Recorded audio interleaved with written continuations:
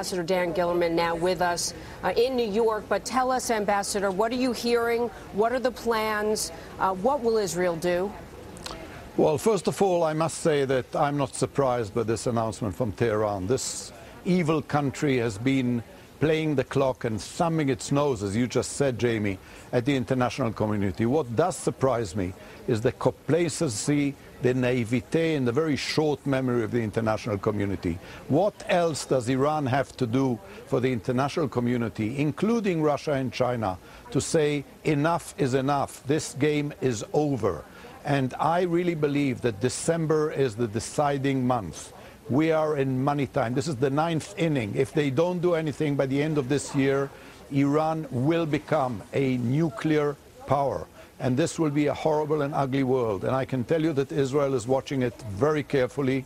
We are taking this very seriously. The war games that just finished were not games for us. They were the real thing.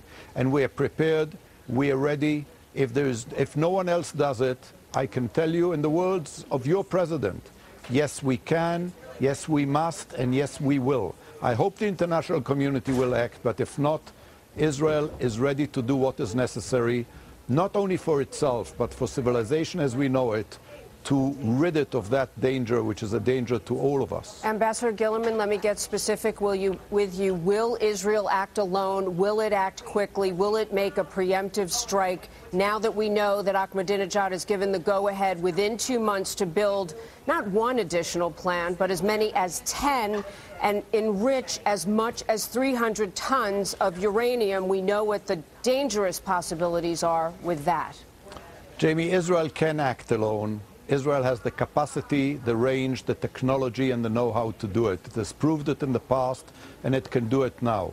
But Israel hopes very much that the international community, which is just as much at risk as Israel is, will act diplomatically, and if diplomacy doesn't work, because the clock is ticking and diplomacy has a very limited time to work, will do the right thing. I hope that with Russia and China on board, there will be very tough sanctions imposed. I hope they work, but if not, it must be understood that Iran is indeed a horrible threat to the rest of the world. You know, the Iranian parliament just today actually approved $20 million to go to militant organizations, to terror organizations around the world.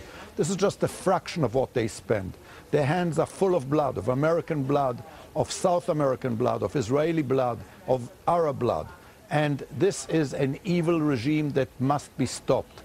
And if diplomacy doesn't stop it, other means will have to be taken. Israel very much hopes that the international community, which is as much at risk, will do it. But if not, I assure you, Israel will do whatever is necessary to defend its citizens and to make sure that this evil, lunatic, radical regime does not acquire nuclear weapons, because if it does, we'll be living in a horribly dangerous and ugly world, even more than it is so today. The $20 million you're referring to would go to Hezbollah and Hamas, according to the Iranian parliament. That obviously could potentially fund activities that could hurt Israel very much. You talk about the international community. Who specifically do you want to get on board, and what assurance do you have in your mind that Iran would obey any sanctions?